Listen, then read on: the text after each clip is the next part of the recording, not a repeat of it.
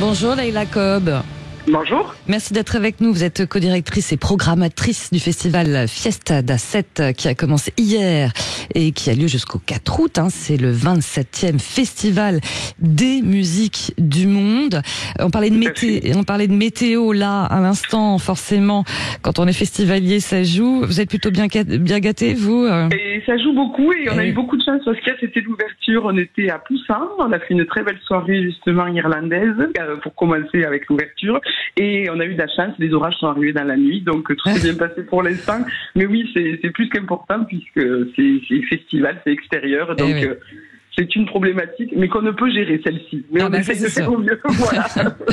Alors dites-moi, je crois savoir que vous préférez parler de musique vivante plutôt que de musique du monde, ou les deux?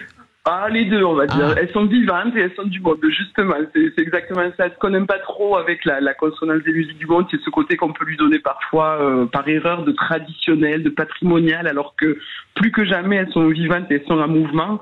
Et nous qui défendons ces rencontres, ce chemin parcouru depuis des années, on pense que le terme vivant convient bien aussi, mais on n'est pas contre la musique du monde aussi, évidemment. C'est ça.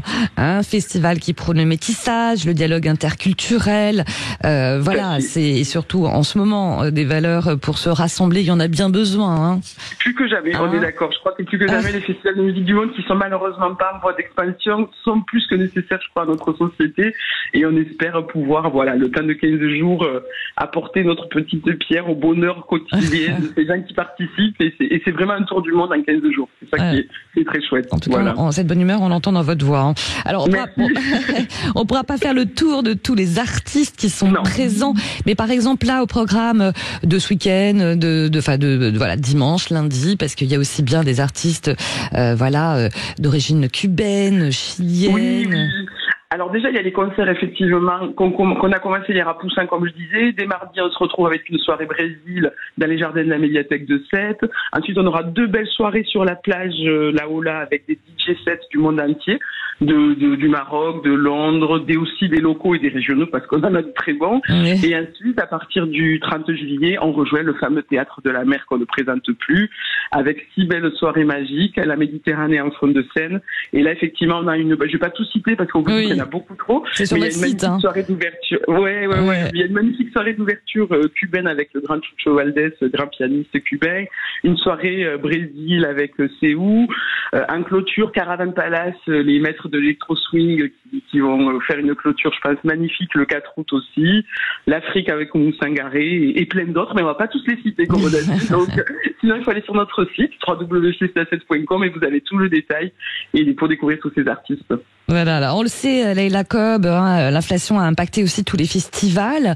Comment ça se passe de votre côté? Est-ce qu'il y a eu des répercussions ou pas sur vos prix? Comment vous vous débrouillez? Alors on essaye de jongler. Après, on a vraiment une volonté depuis 27 ans. C'est un festival associatif qui est porté par une bande de bénévoles et qui est aussi aidé par des pros et soutenu par la ville de Sète et autres partenaires. Mais c'est vrai que la volonté, c'est de rester accessible au plus grand monde. Donc on a une première semaine de concerts gratuits qu'on a commencé hier dans divers lieux de la ville. Et la deuxième semaine qui est le Théâtre de la Mer, je pense qu'on reste sur une gamme de prix plutôt raisonnable par rapport à d'autres gros festivals.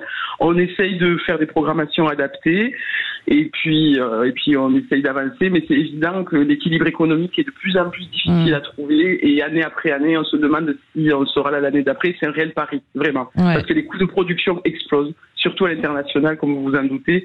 Donc c'est très compliqué sans arriver à avoir un prix de billet à 80 € qu'on ne souhaite pas. Voilà. Ouais, j'imagine bien. Un festival qui se veut accessible et populaire.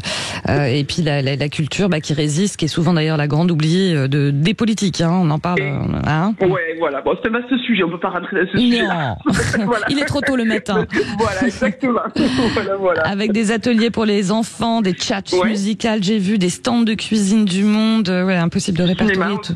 Cinéma. Un joli film en projection. Voilà, c'est ça. Plein de choses. Parce qu'il y a la musique, mais il y a tous les à côté qui font justement que c'est un festival et pendant 15 jours avec plein de choses différentes pour différents publics et des expos aussi. Voilà. Un dernier petit mot parce que vous dites on ne présente plus le Théâtre de la Mer, mais tout le monde ne connaît pas à quoi ça ressemble. C'est quoi ce cadre magique de Théâtre de la Mer? Alors c'est un fort, vraiment un fort type Vauban qui est magnifique, donc un magnifique fort qui donne sur la Méditerranée. Donc les artistes quand ils sont sur scène, le fond de scène, c'est la mer. Voilà. Donc c'est une ouverture évidemment idéale pour un festival des musiques du monde sur la Méditerranée qui fait le lien. Et on n'y est pour rien parce que ce stade de la mer, il existe depuis longtemps, mais c'est, je pense, un des plus beaux lieux au monde, et d'ailleurs beaucoup d'artistes nous le disent. Il y a une énergie, une communion entre le public et les artistes qui se passe, qui est magnifique, d'autant plus que c'est un lieu à taille humaine. On n'a que 1600 places, alors vous allez me dire c'est beaucoup, mais c'est très peu pour des festivals où souvent on est sur des jauges à 10 000, voire plus.